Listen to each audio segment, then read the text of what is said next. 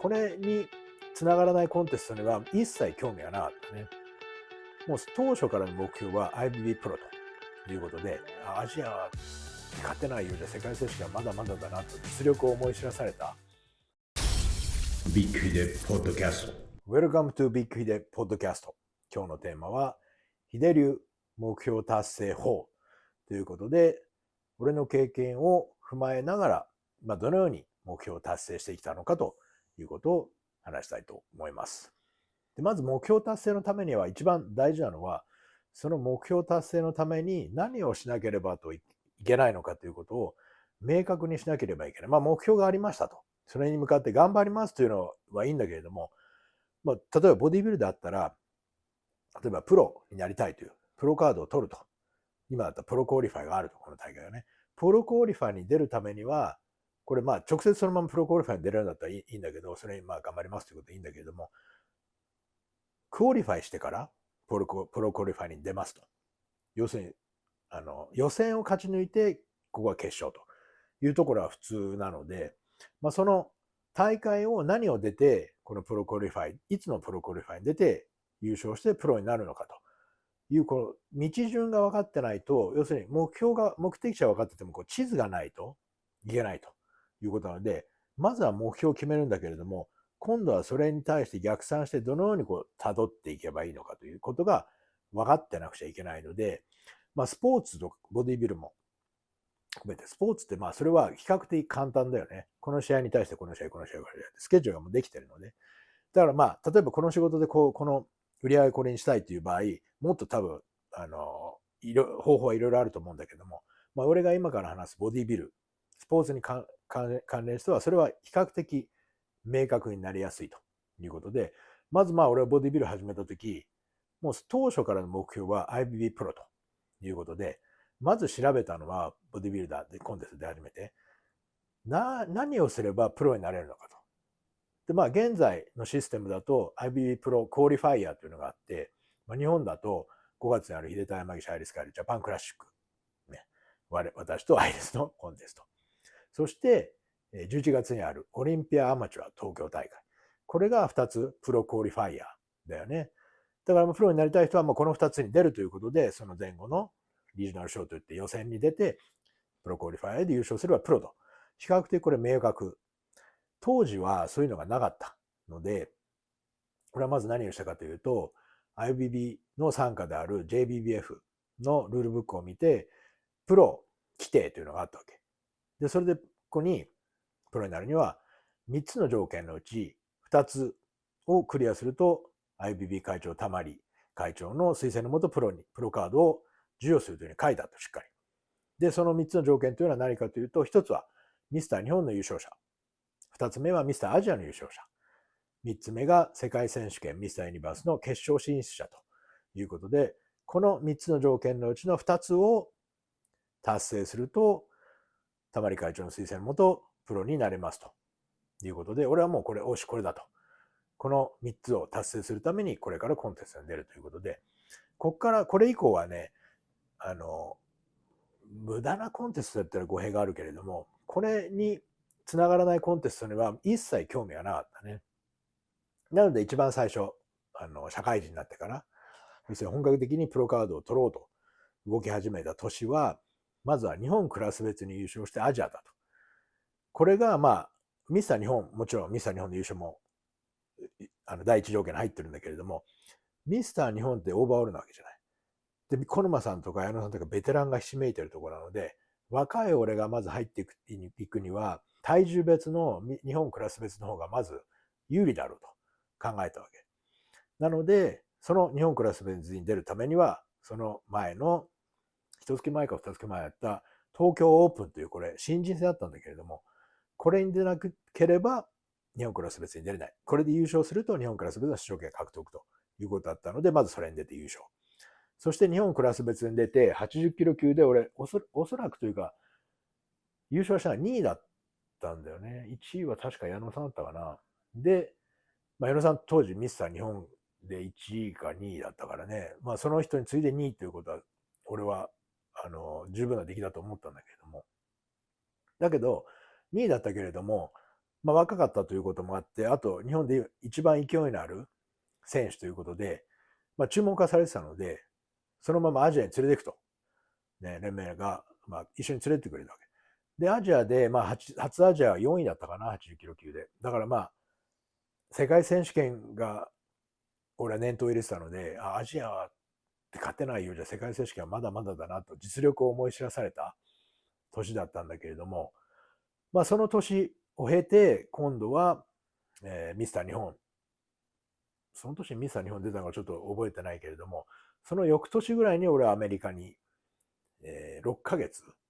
行ったんだよね。というのはやっぱりそこで実力不足を感じて、もちろん日本でまだやることもあったかもしれないけれども、これはもうやっぱアメリカに行くしかないと。で、アメリカに初めて行ったのはその前の学生の時で、ゴールドジムのベニスに行って、アイアンマンプロという、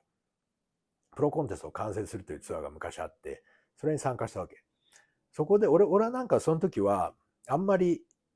なんか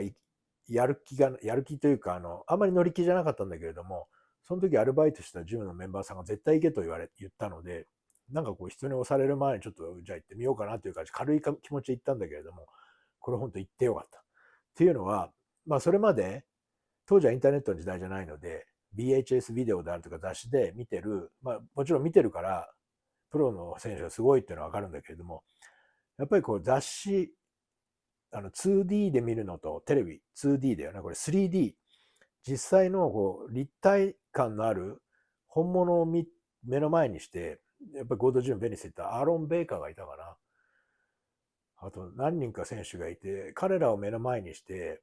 もちろんすごいと思ったんだけども、俺はなんか生意気なことに、俺もう何年か経ったらこういう風になれるという何を勘違いしたのか思っちゃったんだよね。それで、あとはアメリカのその設備。当時はやっぱり設備の違いがすごかった、日本とアメリカは。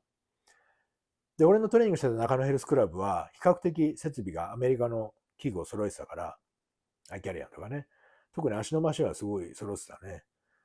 ただやっぱりゴールドジム、ベニス世界一のジム行って、その設備のハードの面で圧倒された。やっぱりここに俺、今度は観光じゃなくて、ちゃんと住みに来ないとダメだなと思ったんだよね、その時ね。だからそれは本当に行ってよかった。で、コンテスト、プロコンテストを見たということで、目標が、なんかこう 2D じゃなくて 3D になったというかな。目標をこう肌で感じることができて、より近づいたと。で、これ後で思ったんだけれど、これ俺結構自然にやってたんだけれども、目標ってね、やっぱりね、想像してる段階だとまだちょっと夢なんだよね。これを実際に、もちろんそのプロコンテストに出るとかする体験する、まだ実力がないけれども、彼らと同じところに行って、彼らと同じ空気を吸ってトレーニングをするという体験だけで、夢が目標になると、目標っていうのはやっぱ現実、夢っていうのはまだちょっと遠いその前の段階なんだよね。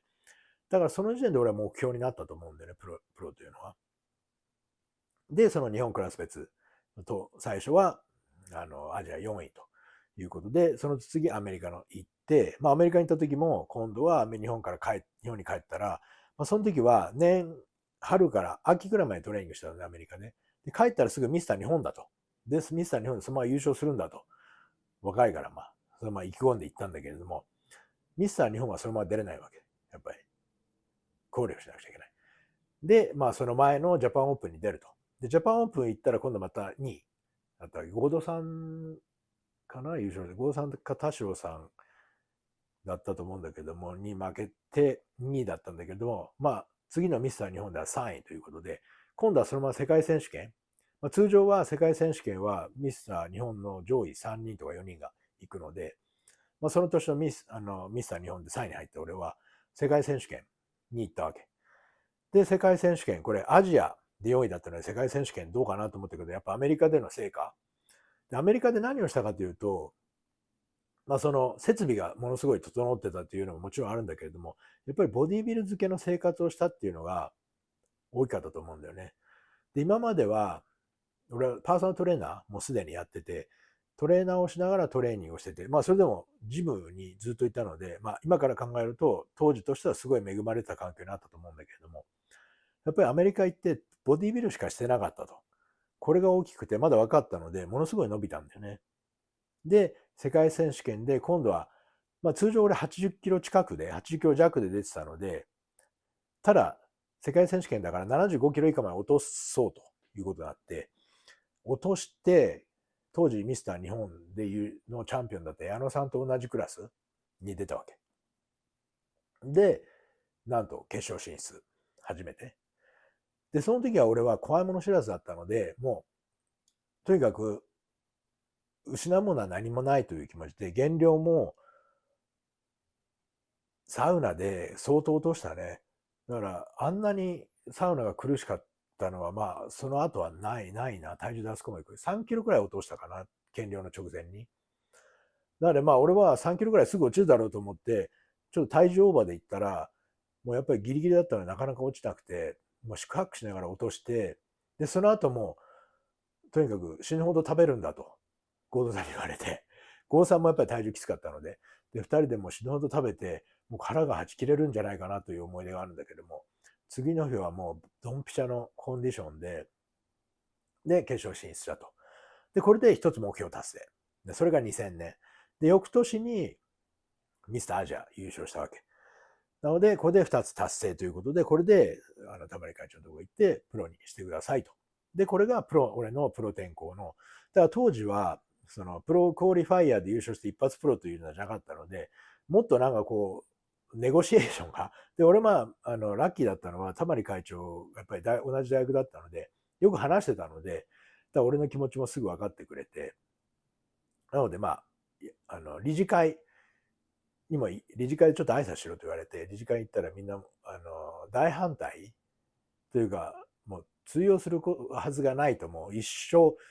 もうなんか笑われたっていう感じだったんだけれども、俺はもう真面目、マジだったし、田丸会長も、男だったらやってこいということで、男の心意気が分かってくる人だったので、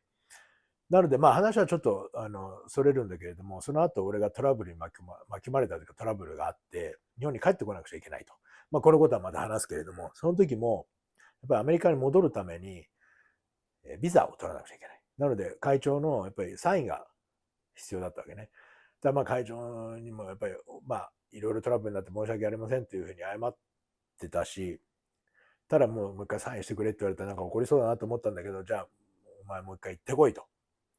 男ならお前、最後まで諦めてやってこいという形で。でもちろんこれ日本連盟の理事会のところでは絶対言わないよ、田村会長は。で、俺と二人になった時は、で、その時そうだ、もう一人、事務局の人がいて、その人がもう、通用するわけないんだから、もうほとんど馬鹿にした感じで、そんなの通用するわけないじゃないかみたいなことで結構怒った感じだったんだけど、俺は黙って聞いてたけども、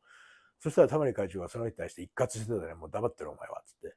それぐらい俺をなんか応援してくれてて、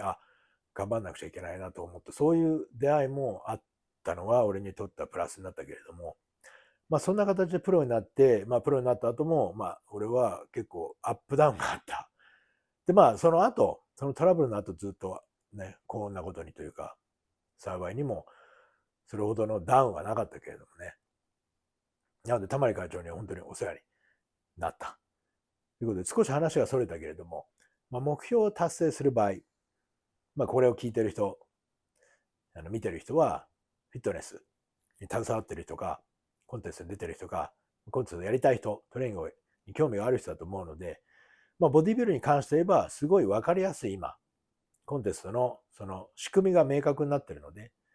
なので、この間、弟子企画の時も、結局弟子企画の最終的な目標としてはプロカードを取らせると。ね。今のところそれ実現した人はまだ出てないけれどもね、第2期生までやってるけれども。その面接で、プロになるためにはどうするんだという、俺の質問に対して答えられる人が驚くほど少ないということは、まだこれは夢なんだよね。だから本当に目標を達成したいんであれば、目標から逆算して自分が今日何をしなくちゃいけないのかと。で、それが決まったら、あとはもう簡単、そこに向かって毎日ベストを尽くしていく。これしかないわけ。ベスト以上のことはできないので、だから自分に対してのプレッシャーも相当減る。やっぱりこの地図がないと、なんか空元気になっちゃうというか、空回りしていっちゃうんだよね。